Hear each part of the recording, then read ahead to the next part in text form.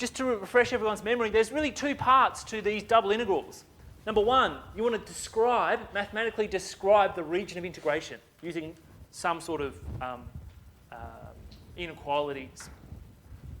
And secondly, you actually want to do the integration. So here we've got describe in polar coordinates the set of points of the unit disk, omega, and that disk has its centre at the origin, and the points of interest lie in the first quadrant. So let's just draw in the first quadrant.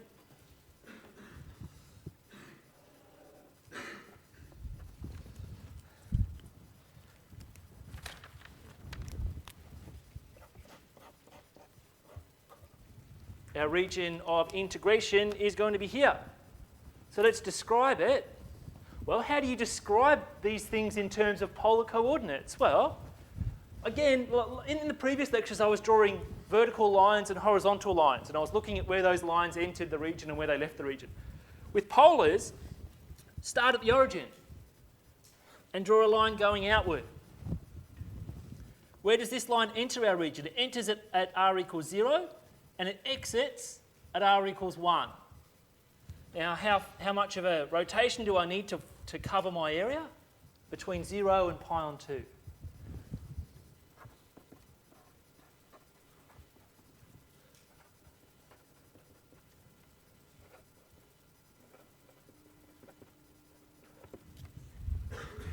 Okay? So one way of doing this, of course you can remember it in your own way, is to draw that little line. Where does that line enter the region? Where does that line leave the region? They're the bounds on your R. The second part is, if I need to rotate, how much of a rotation do I need to do to cover the area? Okay, so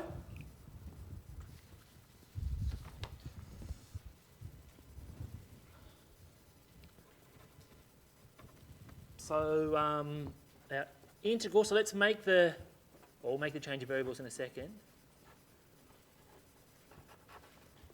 Okay, so we're going to have this.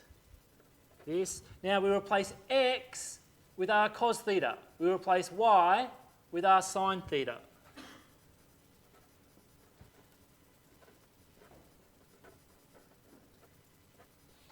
And replace dA with r dr d theta.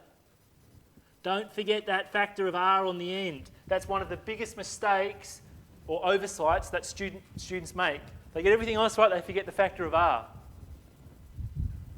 Even if they write it down, sometimes they forget it's there. Okay, you've got to remember we're multiplying this r with all of this. Okay, that's probably the most common mistake with these problems. So I can use cos squared plus sine squared equals 1. I can take the absolute value. R's positive here anyway, so there's no worries about that. So I'm going to get that with an r. So I'm going to get r squared dr d theta.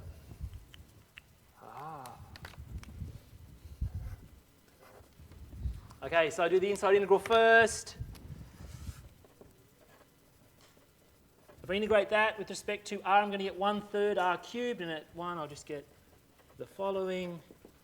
And so if I integrate that again, I'll just get 1/3 times pi on 2.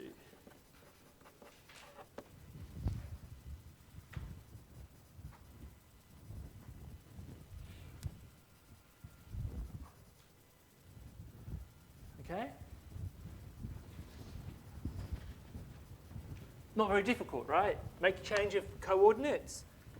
Replace dA with r dr d theta. Do the integral.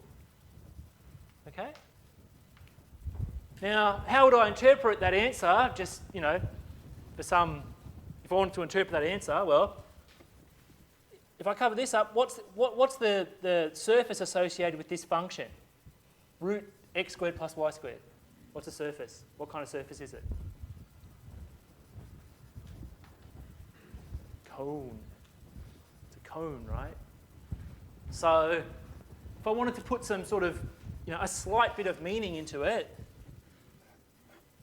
you've got this cone, and this little region here is just going to be this sort of part there. So the actual value pi on 6 is just the volume above that shaded area in the xy plane and below the cone.